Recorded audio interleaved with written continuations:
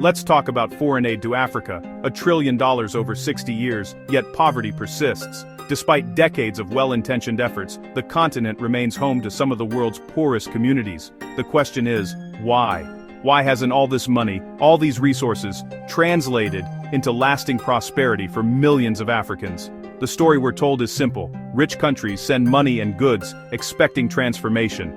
The hope is that aid will build schools, feed the hungry, and spark economic growth. It's a comforting narrative, one that makes donors feel like heroes and recipients feel hopeful for change. But after all this time, many African nations still face the same economic struggles. Unemployment remains high, infrastructure projects often stall or fall apart, and local businesses struggle to survive. The cycle of poverty seems unbroken, despite the constant flow of aid. If aid is the answer, why isn't Africa thriving? Why do so many communities still lack basic services, and why do so many young people feel their only hope lies elsewhere? Sometimes aid acts more like gasoline on a fire, lots of activity, but the problem grows. The more aid that pours in, the more chaos and confusion can result, overwhelming local systems and creating new challenges. The uncomfortable truth, constant aid often becomes part of the problem. It can crowd out local businesses, discourage entrepreneurship, and make it harder for communities to stand on their own feet.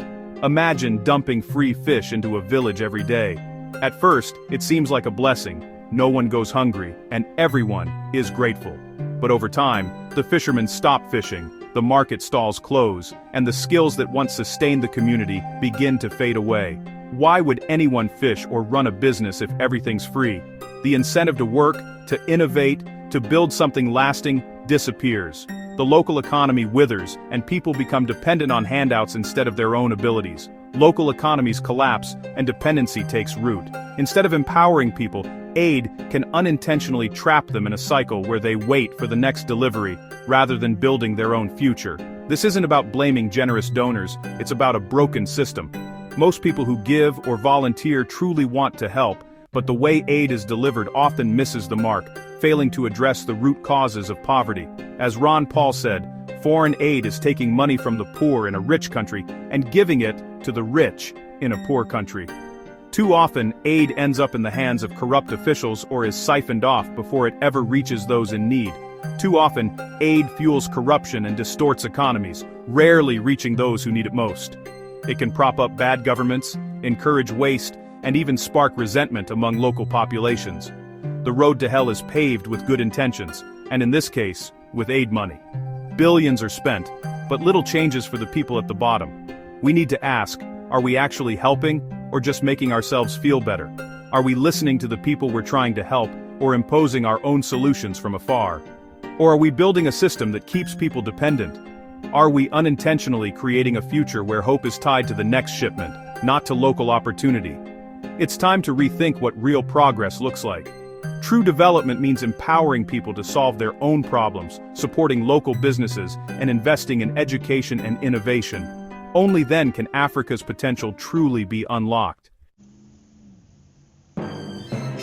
In cities like Dakar or Nairobi, two worlds exist: locals working hard, and the aid economy. Well-paid aid workers create a bubble of wealth, driving up housing and living costs. Landlords cater to expats, pricing locals out of their own neighborhoods. The service industry shifts to serve foreigners, not the community.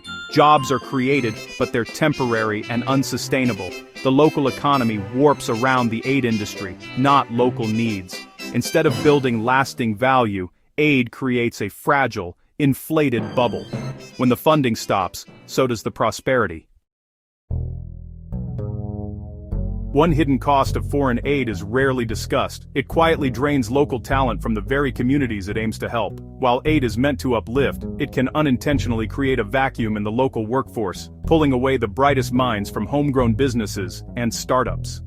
Africa's most ambitious graduates and skilled professionals are often lured by the promise of high NGO salaries, generous benefits, and job security. Opportunities that local startups and businesses simply can't match. The allure of working for a well-funded international organization is hard to resist, especially when local options seem uncertain or under-resourced. Imagine a talented graduate standing at a crossroads. On one side, a risky but exciting local business. On the other, a comfortable NGO job with perks and prestige. Faced with student loans, family expectations, and the desire for stability, most will understandably choose the safer path. The NGO offer. This dynamic creates a subtle but powerful brain drain. Innovators and future entrepreneurs become administrators, managing aid projects instead of launching new ventures or solving local problems.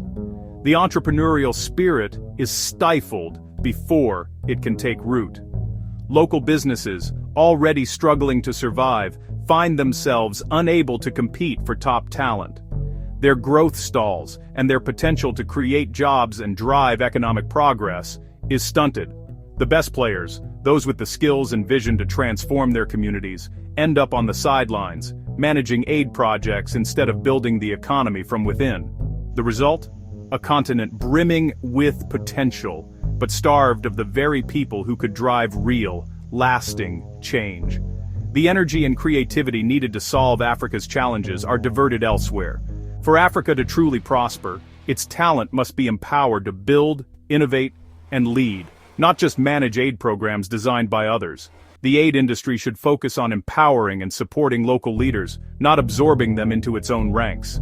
True progress comes when local visionaries are given the resources and freedom to shape their own futures. Otherwise, the cycle of dependency continues, and the promise of aid becomes a trap rather than a stepping stone. The future of the continent depends on keeping Africa's best minds in the game, innovating, creating, and leading from the front. Aid should serve as a bridge to opportunity, not a destination that sidelines local ambition. It's time to put Africa's star players back on the field, where they belong, driving the continent forward.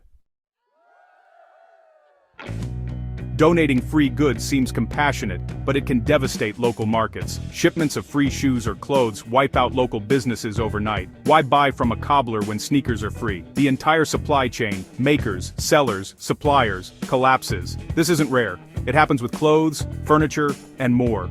Flooding markets with free goods kills local industry and breeds dependency. Aid measures success by what's given, not by what's destroyed.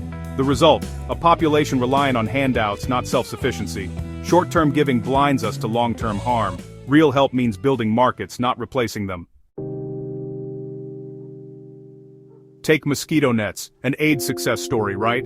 Free nets save lives, but they also wiped out local businesses selling nets. Before, people bought nets, creating a sustainable market. Then, free nets arrived. Local merchants and manufacturers vanished. Now, communities depend entirely on aid agencies for nets. If funding dries up, so do the nets. Worse, free goods are often undervalued. Nets become fishing tools or garden fences. When people pay, they value and use things properly. Even the best intentions can destroy local resilience. The mosquito net paradox, saving lives, but killing self-reliance. Aid must empower, not replace, local solutions. Otherwise, dependency deepens. Good intentions need smarter execution. Food aid is vital in emergencies, but as a constant, it devastates local farmers. Western grain floods markets, making it impossible for local farmers to compete. Prices collapse, farmers abandon their land, and cities swell with the newly unemployed. The cycle of